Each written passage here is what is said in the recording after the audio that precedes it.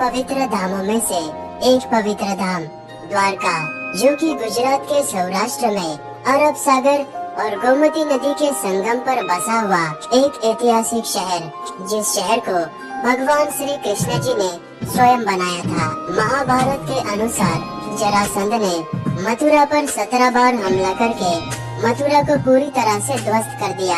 उसके बाद में भगवान श्री कृष्ण जी पश्चिम दिशा में यानी कि इस जगह पर उन्होंने सोने की द्वारका बनाई और वो द्वारकाधीश के रूप में अपने प्रजा के साथ में यहीं पर रहा करते थे।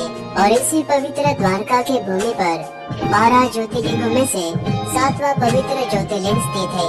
और यहाँ पर पवित्र धार्मिक स्थलों के साथ में ही बहुत ही खूबसूरत टूरिस्ट प्लेसेस भी है। गुजरात के द्वारका धाम में आने के लिए नजदीक का railway station Dwarka railway station बना हुआ है। मंदिर में दर्शन करने से पहले सभी भक्तगण प्रथा के अनुसार इस गोमती नदी में स्नान करते हैं और गोमती नदी में स्नान करने के बाद मंदिर के इस मोक्ष प्रवेश द्वार से होते हुए सभी भक्तगण मुख्य मंदिर की ओर बढ़ते हैं। और मंदिर के गर्भगृह में भगवान श्री कृष्ण जी द्वारकाधीश के रूप में विराजमान है।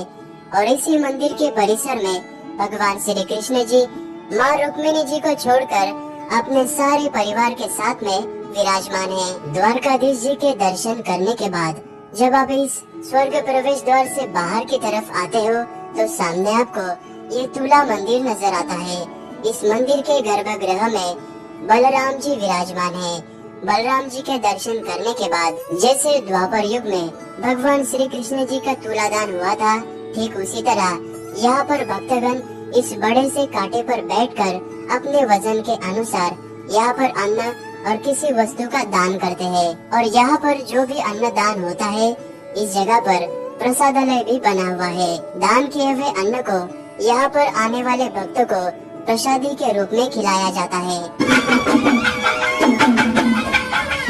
द्वारकाधीश मंदिर के शिखर पर ये 52 गज की ध्वजा लगी हुई है और इस ध्वजा को कुछ इस तरह से गाते बजाते हुए बड़े ही आनंद से यहाँ पर आने वाले भक्तों के हाथों से इस ध्वजा को दिन में 5 बार बदला जाता है।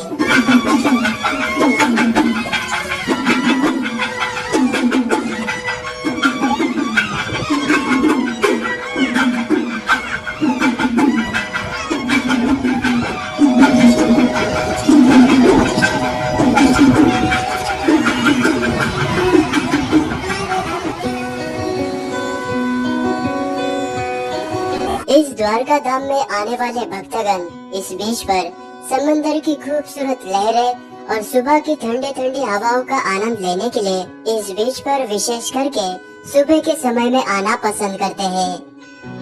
अभी हम गोमती घाट पर आ चुके हैं, जहाँ पर ये पवित्र गोमती नदी बहती है और ये नदी गंगा नदी की सहायक नदी है।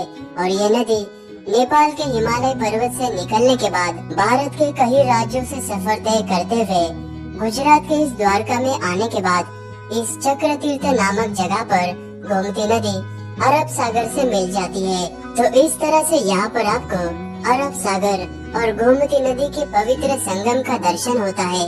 गोमती घाट के आखिरी छोर पर और समुद्र के एकदम किनारे पर आपको इस समुद्र नारायण जी का मंदिर नजर आएगा और ये मंदिर देवी गोमती जी को समर्पित है।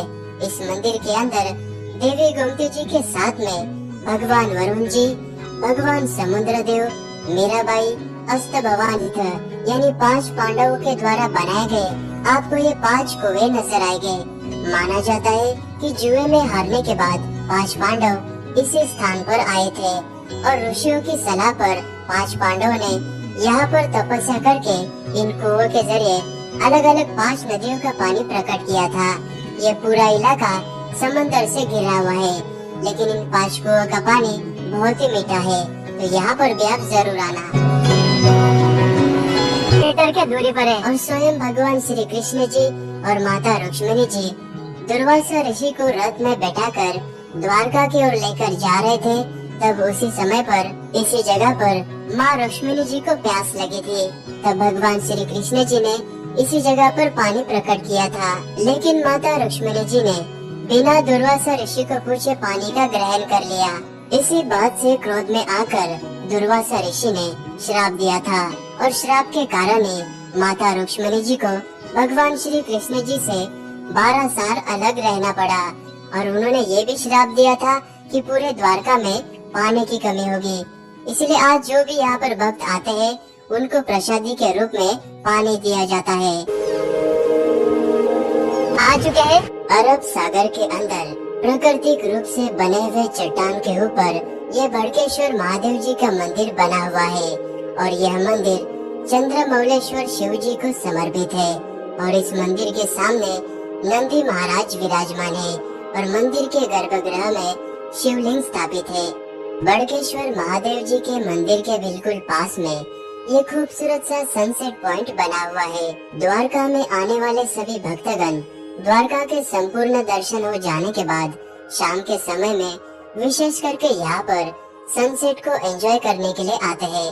यहाँ से आपको अरब सागर का बहुत ही खूबसूरत पैनोरामिक व्यू नजर आता है और 3 किलोमीटर तक फैले हुए इस शिवराजपुर बीच का पानी लाइट ब्लू कलर का है और बहुत ही क्लीन भी है।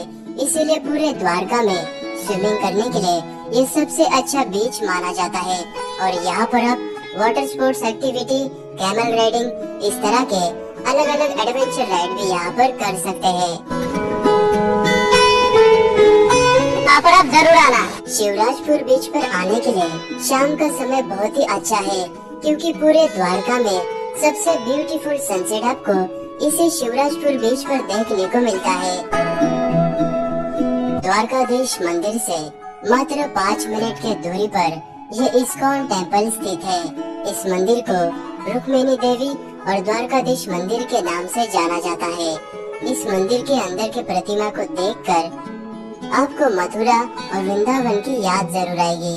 समय मिलने पर आप यहाँ पर भी दर्शन करने के लिए जरूर आना। गोमती घाट से यानी समुद्र नारायण मंदिर से मात्र 5 मिनट के दूरी पर ये खूबसूरत सा स्वामी नारायण मंदिर स्थित है।